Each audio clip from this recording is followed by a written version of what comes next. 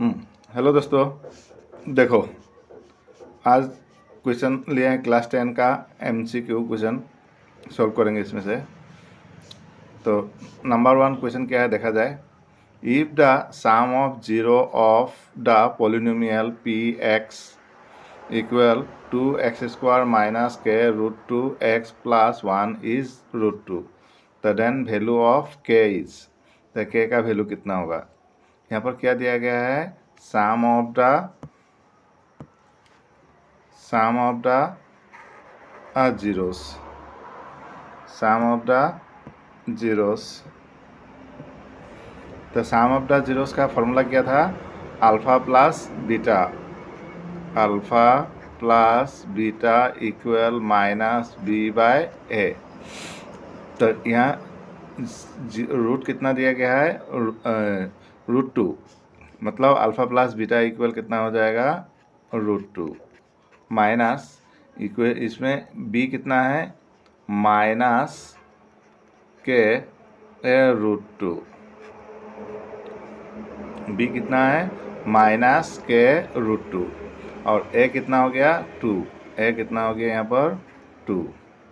तो इधर से रूट टू और रूट टू कैंसिल करने से कितना बचेगा, इधर 1 बचेगा, कितना बचेगा इधर 1, माइनस माइनस प्लस, ऊपर में क्या बच गया, के बाय 2। तो के इक्वल कितना होगा, 2 हो जाएगा, के इक्वल 2, ऑप्शन नंबर बी।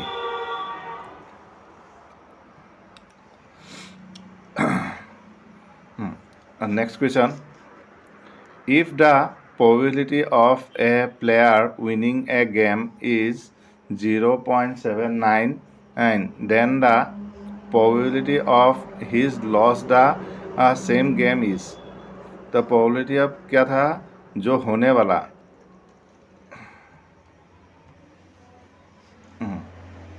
क्या हो गया, होने वाला P of E plus P of E race, नहीं होने वाला, दोनों के मिल के आंसर क्या होता था, 1। हैपन एंड नॉट हैपन दोनों को प्लस करने से कितना मिलता था, 1 मिलता था। तो यहाँ जीतने का कितना दिया गया, विनिंग थ्रो कितना है, 0.79, तो लॉस का कितना होगा, P ऑफ हम लोग ई रेस इक्वल 1, तो इधर जाएगा तो माइनस होगा, तो लॉस का लिए 1 माइनस 0.79, तो इसको सबसेट कैसे होगा, माइनस कैसे होगा, 1.00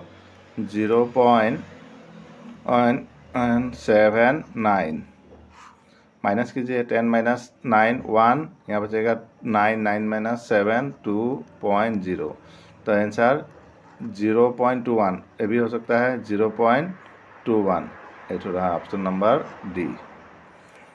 इसका बदला में क्या लिख सकता है, फिर हम लोग 21/100 भी लिख सकते हैं, है ना। तो कितना होगा, 21%, अगर 21% रहेगा तो भी चलेगा, हमारा 0.21% है, इसीलिए तो नहीं होगा, 21% होने से सही होता, हो गया।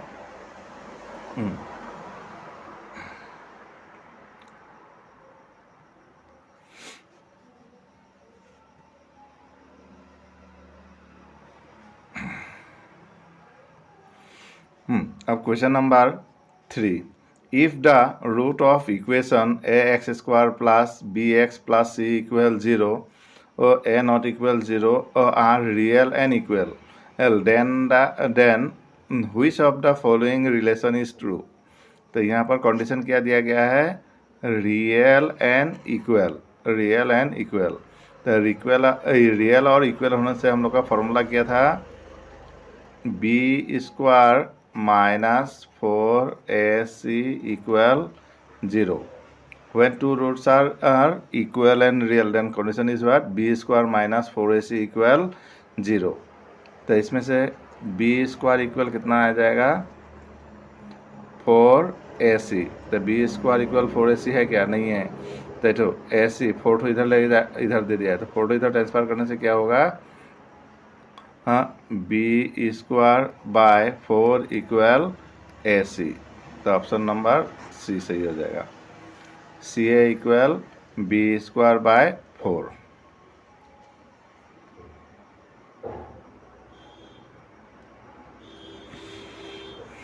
Next, in an AP, the first term equal 7 and nth term n equal 84. The sum of first nth term equal 2093 by 2. Then n is equal to, n का वैल्यू पूछा गया है।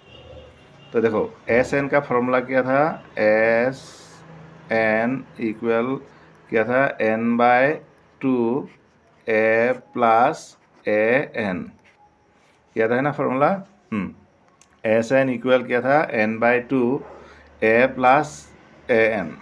अब यहाँ पर वैल्यू पुट करो, S N equal 2093 by 2, n तो n ही होगा, a इक्वल कितना मिल गया 7 और ए एन इक्वल 84। इसमें से 2 उड़ा दो तो बच जाएगा कितना 2093 n इंटू प्लस करने से 7 + 84 कितना होगा 91। अब 91 से इसको डिवाइड करो, इसको डिवाइड करने से कितना टाइम्स जाएगा 23 टाइम्स जाएगा, है ना। So n equal 2093 by 91 equal कितना होगा 23। सो योर आंसर सी।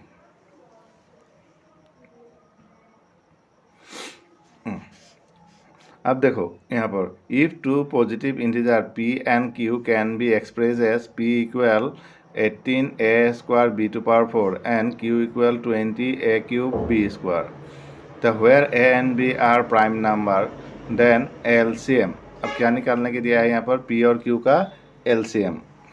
तो देखो नहीं करके भी निकाल सकता है। LCM जब पूछेगा, जो पावर सब है, पावर सब में से क्या लेना है, ज़्यादा लेना है। जैसे अभी लिख देते हैं p equal 18a² b⁴ and q equal क्या दिया गया है 20a³ b²। तो देखो इसमें a² और a³ हाईएस्ट पावर कौन सा हो गया a³, तो a³ आएगा।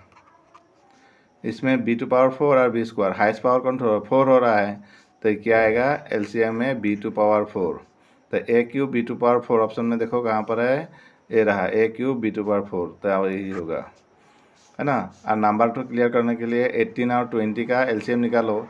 तो 18 और 20 का LCM निकालने से कितना होगा, 2 से डिवाइड करो 9 10, 9 2 18, 18 10 180, है ना। तो एक तो चीज़ से भी हम लोग निकाल सकते थे। यहाँ पर देखो b⁴ और b², हाईएस्ट कितना हो गया b⁴, तो LCM में b⁴ ऑप्शन यहीं पर है, एक तो से भी हो जाएगा।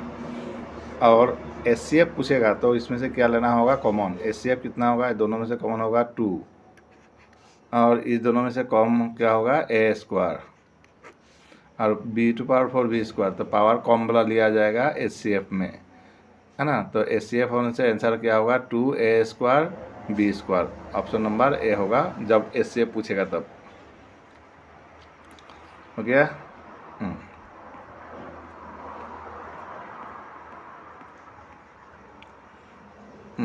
चलो क्वेश्चन नंबर 6।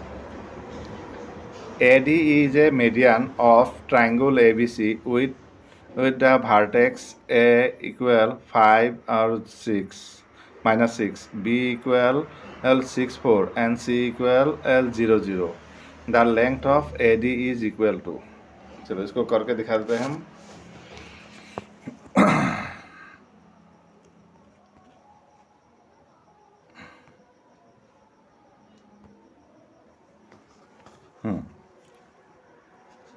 तो यहाँ पर ट्राइंगल ड्रॉ कर लो एक तो।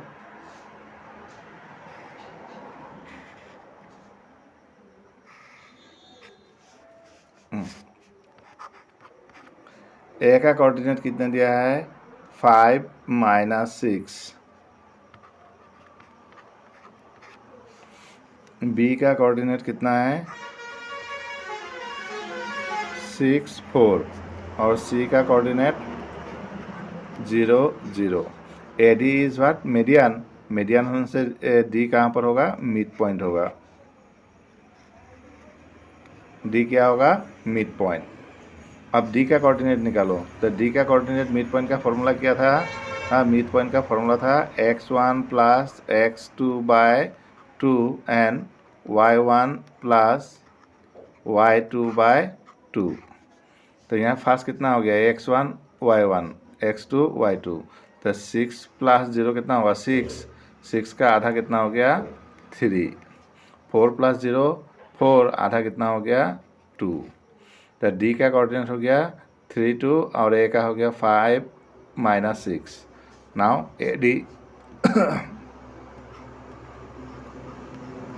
AD equal root over x1 minus x2। तो 5 माइनस 3 कितना होगा 2 स्क्वायर -6 -2 कितना हो जाएगा -8। समझ में आ गया? डायरेक्ट क्या है 5 माइनस 3 2 होल स्क्वायर -6 और 2 माइनस होगा तो -6 -2 -8 स्क्वायर। तो 2 2 जा 4 8 8 जा 64। तो प्लस करने से कितना होगा 68। तो आंसर कितना हो जाएगा 68।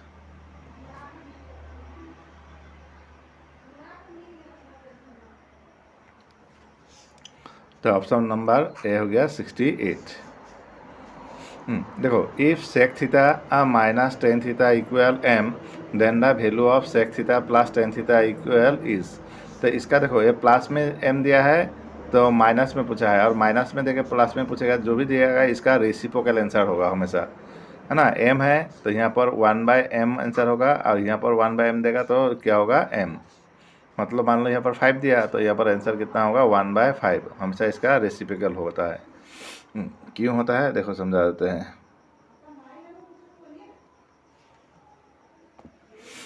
तो हम लोग का फॉर्मूला क्या था सेक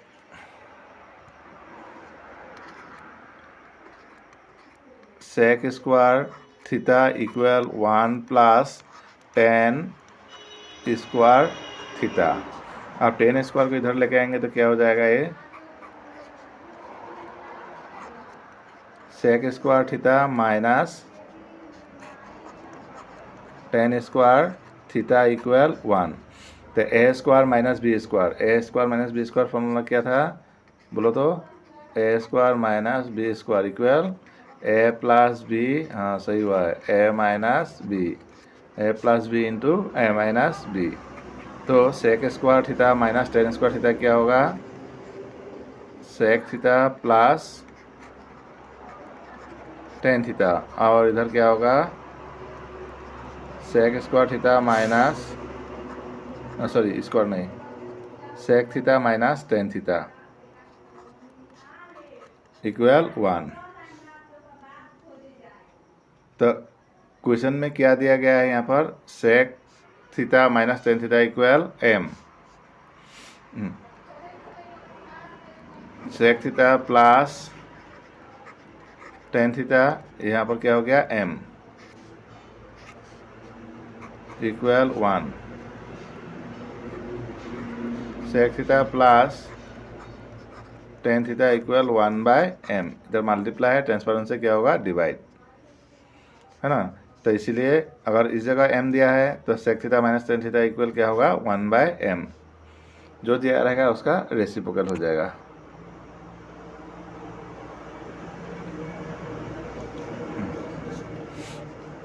question number 8 sorry that from the data 1 4 7 9 16 21 25 if all the even number are removed then the probability of getting a randomly a prime number or from the remaining is। तो यहाँ पर क्वेश्चन बोला है even number क्या करना है remove, even number हटा दो। तो इवन नंबर इसमें कौन सा है 4 है, कैंसिल हो जाएगा, और कितना है 16, है ना। ये दोनों क्या नंबर हो गया इवन नंबर हटा दो। तो अब कितना नंबर बचा 1 2 3 4 5। तो नीचे 5 आएगा। अब क्या नंबर पूछा है तुमको प्राइम नंबर। तो इसमें से प्राइम नंबर कौन सा है 1 7 दो ही ठो है ना। 21 प्राइम नंबर नहीं है, 7 3 जा 21 दो ठो है। तो कितना होगा 2/5 आ गया ना। टोटल नंबर 1 7 5 21 और 25 5 ठो हो गया, नीचे में 5 प्राइम नंबर पूछा है, प्राइम नंबर इसमें 1 एंड कितना होगा 7, 2 ठो, तो इसलिए 2/5।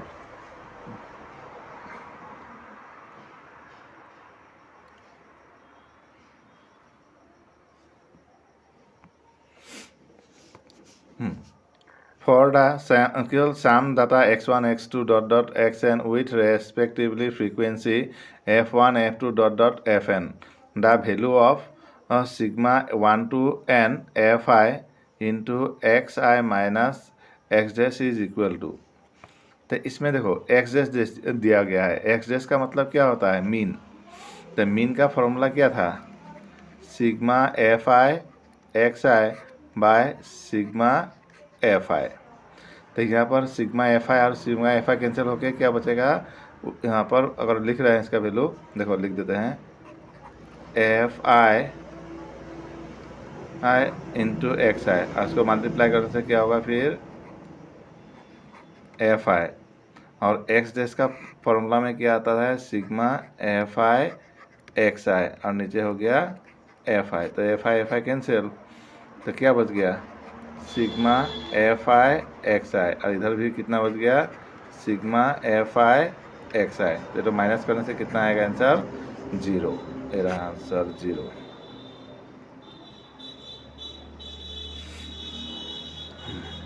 The zero of a polynomial x square plus px plus q are twice the zero of the polynomial 4x square minus 5x plus 6। तो इसका जो पोलिनोमियल का जीरो होगा, मान लो इसका जीरोस क्या था? अल्फ़ा और बीटा। तो अल्फ़ा प्लस बीटा कितना आएगा आंसर? अल्फ़ा प्लस बीटा बोला था ना, फॉर्मूला क्या था? Minus B by A. तो इसमें से क्या क्या होगा? माइनस और -5 और ए इक्वल हो गया 4, मतलब 5/4 आएगा। Minus minus plus 5/4। अब इसका क्वेश्चन के अनुसार और अल्फ़ा प्लस बीटा क्या होगा? माइनस, है ना, अल्फ़ा प्लस बीटा मतलब क्या होगा? Minus P, alpha plus beta minus P, इसका हिसाब से सम ऑफ द जीरोस। अब ये क्या बोला था यहाँ पर? इसका डबल होना चाहिए। तो माइनस पी इक्वल 2 इंटू 5/4, तो 2 से इसे डिवाइड करने से कितना आएगा? 2। तो बच गया p इक्वल, माइनस इधर आ जाएगा 5/2। Option number A.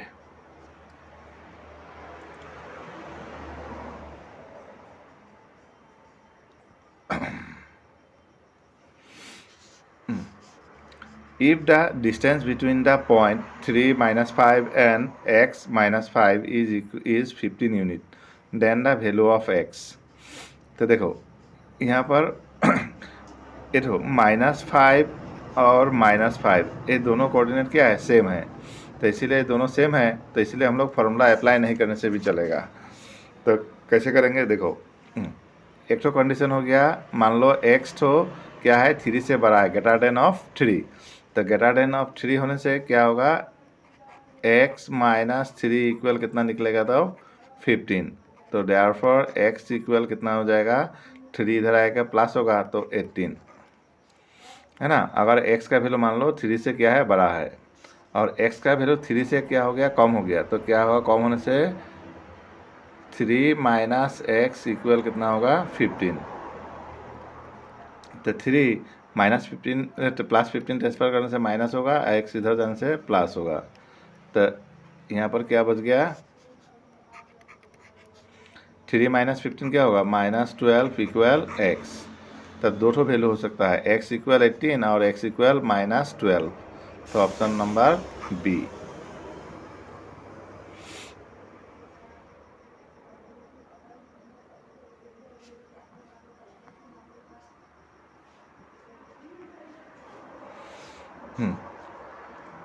Cos alpha plus beta equal 0। तो देखो cos alpha plus beta equal 0 दिया है, तो कॉस कितना डिग्री में 0 होता है? कॉस 90 डिग्री इक्वल 0, मतलब अल्फ़ा प्लस बीटा कितना हो गया? 90। तो यहाँ 90 पुट करने से 90/2 कितना होगा? 45। तो कॉस 45 का वैल्यू कितना है? मालूम है ये ना, कितना होता है? हाँ, 1/√2। अब इस क्वेश्चन को ध्यान से सुनो। A solid sphere is cut into two hemispheres. The radius of the sphere are spherical. The surface area of sphere to that of two hemispheres taken together is taken together. तो surface area of sphere क्या था formula 4 pi are square. अब जो sphere था उसको काट के क्या बनाया गया हेमिस्फीयर। तो एक है ना हेमिस्फीयर कैसे हो जाएगा, उसमें से 2 हेमिस्फीयर हो जाएगा। ऐसे कैसे होगा 2। तो surface area total surface area of hemisphere के कितना था फॉर्मूला 3 पाई आर स्क्वायर। तो इसका भी सरफेक्स एरिया कितना होगा 3 पाई आर स्क्वायर। तो दोनों का मिलकर कितना हो जाएगा 6 पाई आर स्क्वायर। तो इसमें से 2 पाई आर कैंसिल, 4 को 2 से डिवाइड करें 2, 6 को डिवाइड करेगा तो 3। तो 2:3। The middlemost observation of every data arranged in order is called median, है ना। हम लोग मीडियन निकालने की क्या कौन सा नंबर लेते थे, बीच वाला नंबर लेते थे, इसीलिए मिडिल नंबर तो क्या होगा मीडियन होगा।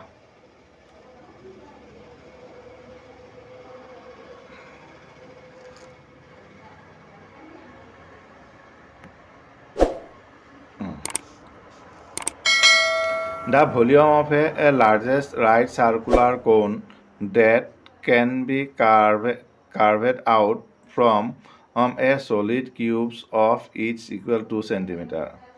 मतलब हम लोग को पास एक क्यूब दिया गया है ना। इसका साइज कितना है, लेंथ ब्रेथ हाइट कितना है 2 है। इसमें से क्या निकालना है हम लोग को, कौन निकालना है काट कर ऐसे,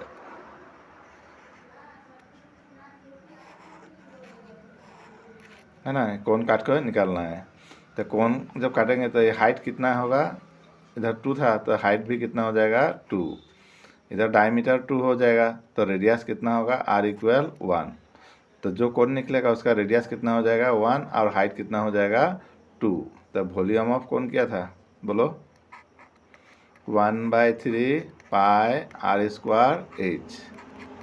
तो 1/3 पाई, रेडियस कितना मिला यहाँ पर 1 स्क्वायर, हाइट कितना मिला 2। तो 2 पाई सेंटीमीटर क्यूब, है ना। 2 पाई/3।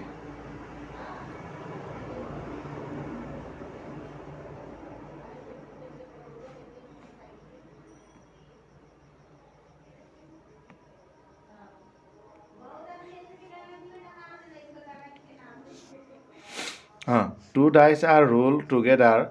The probability of getting sum of the number on the 2 dice 2, 3 और 5।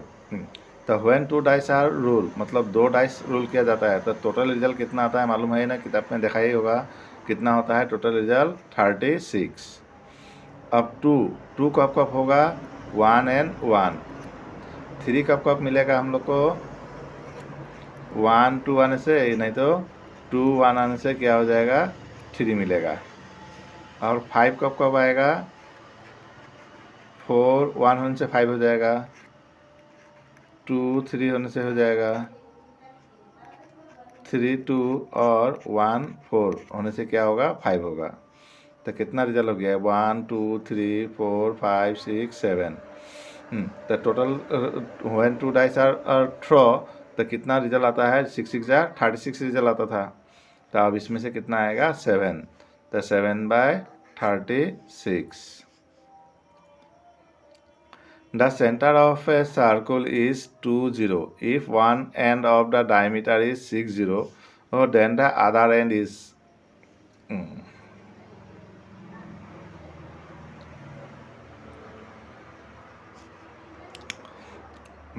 तो देखो इसको हम ग्राफ से समझा देते हैं पहले।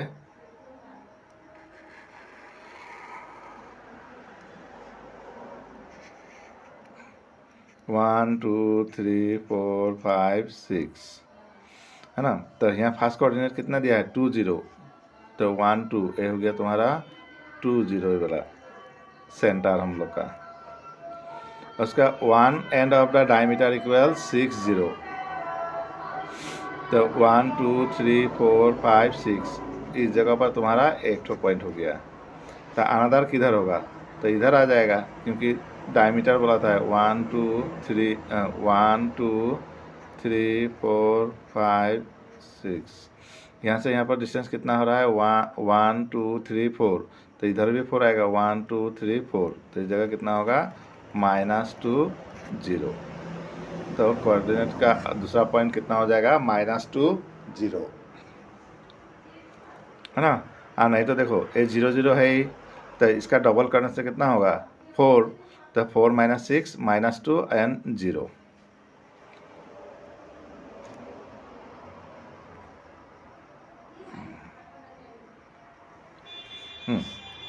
In the given figure, the graph of two linear equations are shown.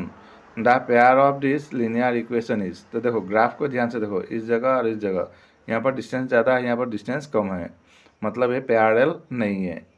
तो पैरेलल नहीं है तो क्या होगा कंसिस्टेंट विथ है यूनिक सॉल्यूशन, है ना। अभी तो इसमें नहीं पता चला है।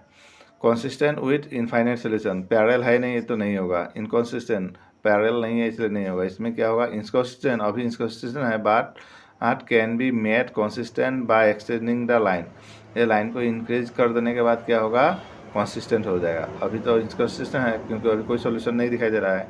इधर लाइन इंक्रीज करेंगे तो क्या होगा 1 पॉइंट में क्या होगा इंटरसेक्टिंग करेगा। तो आंसर नंबर डी।